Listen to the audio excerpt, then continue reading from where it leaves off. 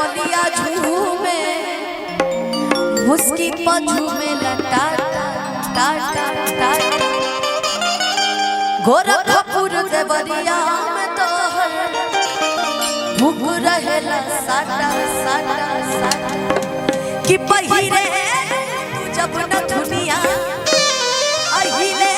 भभुआ मोहनिया तू चका चौक लगे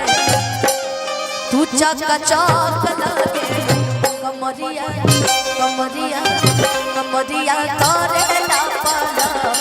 लॉलीपॉप कमरिया करे ला पाला तू लगा जब लिपस्टिक हिले आया रानी तू लगा जब लिपस्टिक हिले आया रानी जिला टॉप लगेलू जिला टॉप लगेलू कमरिया करे ला पाला लॉलीपॉप लगेलू कमरिया करे ला पाला लॉलीपॉप लगेलू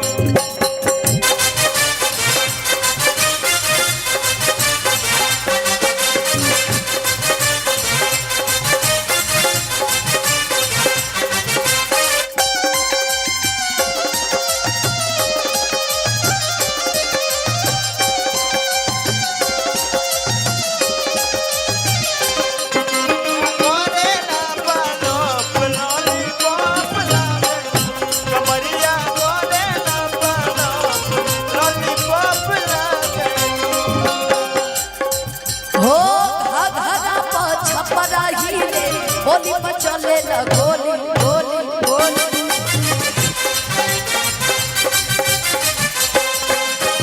तू पट्टा चलवावे गाना मार करावे ना चोली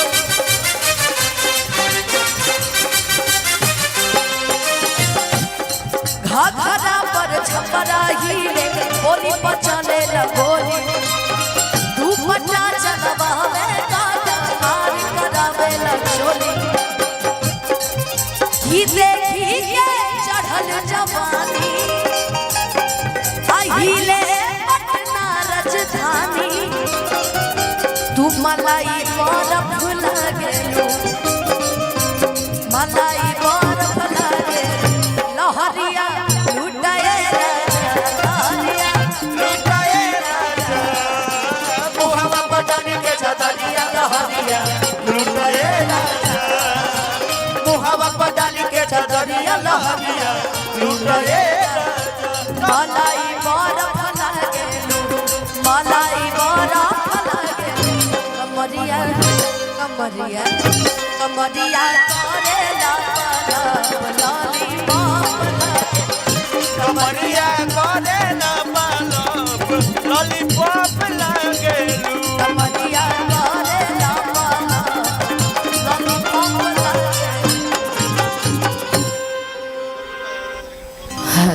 जिन्होंने फरमाइश किया था उनके लिए एक और जोरदार तालियां होनी चाहिए प्लीज। और एक और फरमाइश आई है सर की जी बहुत ही खूबसूरत फरमाइश आई है हरी हरी चुनरी हरी हरी ओढ़नी ऐसा अभी तो गए थे ना चलो ठीक है एक और फिर से आप गा दो हरी हरी ओढ़नी कि दिन रहे कवन न देखलू कैलेंडर अकैलू बगानी में जवानी सरे कि केले त टेंडर हो पी के ब्लेंडर कि ऐसे तू ना मनावा अब बात भीतर के कह जनबा ऐसे तू ना मनावा बात भीतर के कह जनबा छोटे में खोटे लुसकिया गोरी छोटे में खोटे लुसकिया गोरी यही से लागल हो तकिया गोरी इसे लागल हो तकिया गोरी हरी हरी ओढ़नी तोहर छूटल कवना बगिया गोरी हरी हरी ओढ़नी तोहर छूटल कवना बगिया गोरी ओ कह के बाबू तू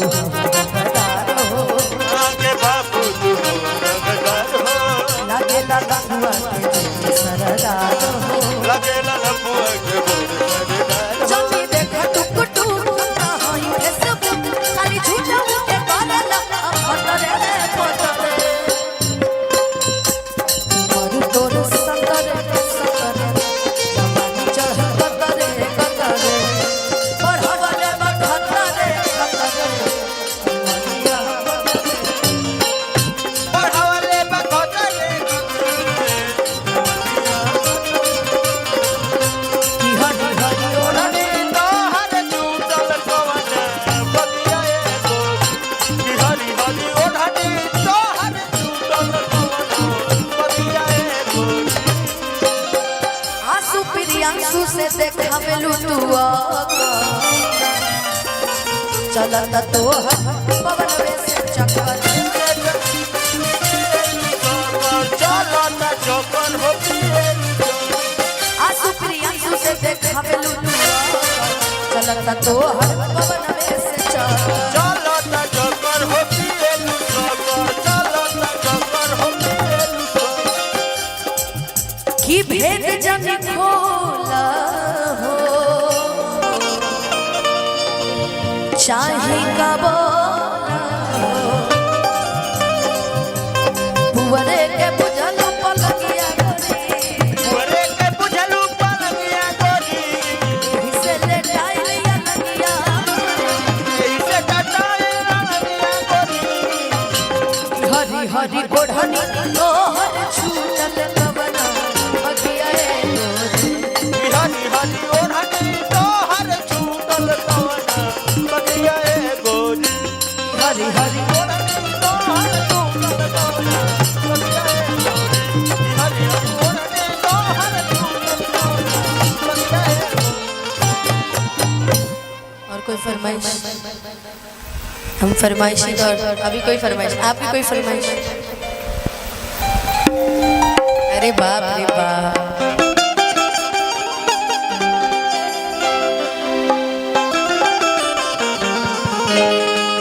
आपके आशिक दीवाने यहाँ पे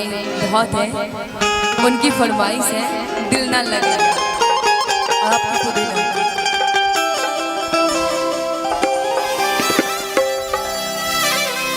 लेकिन हमारे में तो कोई फरमाइश सुनो यार आजकल मुझे गाना बड़ा पसंद आया है